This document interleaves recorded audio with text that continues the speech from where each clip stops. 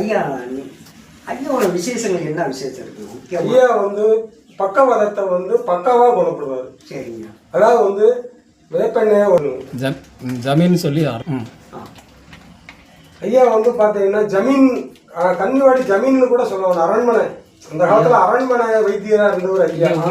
அரண்மனை வைத்தியரா இருந்து ஏகப்பட்ட அதாவது என்ன இறக்கும் தருவாயில கூட ஐயா வந்து குணப்படுத்தியவர்கள். பக்கவாதம் உடம்புல என்னென்ன வியாதிகள் இருக்கோ அத்தனைக்கும் இவர் வந்து பக்கா மருத்துவராக இருந்துதான் ஐயா சமாதி அடைஞ்சிருக்காரு. இவரால் முடியாது காக்கா வலிப்பு நோயை கூட தீர்த்தம் கொடுத்து குணப்படுத்தியிருக்கோம். அப்படிலாம் ஒரு சம்பவங்கள் நடந்திருக்குது. என்ன நான் வந்து விளையாட்டுக்கோ இதாவோ சொல்லலை. அவர் வந்து சூட்சமமா சொன்ன விஷயங்கள் இதான் வந்து அதாவது நேருக்கு நேர் பேச மாட்டாங்க. சூட்சமமா உங்களை மாதிரி அடியார்கள் மூலியமா வந்து ஒரு சில அசரீதி வந்து நம்மளுக்கு சொல்லுவார்.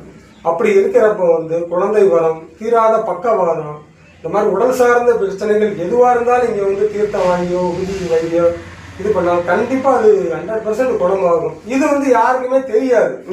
இப்போ நீங்கள் வந்த மாதிரி இந்த இடத்தோட இது யார் அவருக்கு அழைப்பு கொடுத்து இந்த இடத்துக்கு வர சொல்கிறாங்களோ அவங்க தான் இந்த இடத்துக்கு வர முடியும். உள்ளூர்காரங்களே பக்கத்து வீட்டுக்காரங்களே நேரம் இங்கே வரமாட்டாங்க. அப்போதான் ஐயாவோட இதே அதான். அதனால வந்து யார் இவருக்கு இங்கே வரணும்னு பிராப்தம் கொடுக்குறாங்களோ அவங்க தான். இது எத்தனை என்னைக்குங்க இந்த இடத்துல கரெக்டாக? இது வந்து இந்த மண்டபம் கட்டி 1400 வருஷம் ஆச்சு. கிபி கல்வெட்டுல இருக்குது. கணக்கு 10 கிபி 1909 இருக்குது.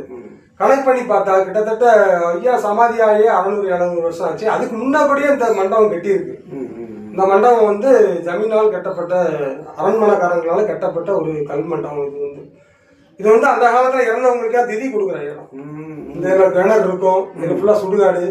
இங்கனே இருந்து இங்கனே திதி கொடுத்து இங்க உள்ள சிவனுக்கு வந்து அவங்க பூஜை பண்ணிட்டு போறதா ஒரு அப்பெல்லாம் இப்பவும் இருக்கிறவங்க சொல்றாங்க. பெரியவங்க எல்லாம் சொல்றாங்க, கதையா சொல்றாங்க. அப்படிப்பட்ட ஒரு ஸ்தலம் இது வந்து சுடுகாட்டுக்குள்ள இருக்கிற ஒரு பரிபூர்ண ஸ்தலம் இது வந்து. சாமி இது வந்து சுடுகாடோட மயான சுடுகாடு உள்ளது சாமி. இந்த இடத்துல வந்து ஐயா வந்து சிவசமாதி ஆகி இன்னைக்கு எல்லாத்துக்கும் நல்லபடியாக உங்களுக்கு கேட்குற வர அவர் கொடுக்குறாரு.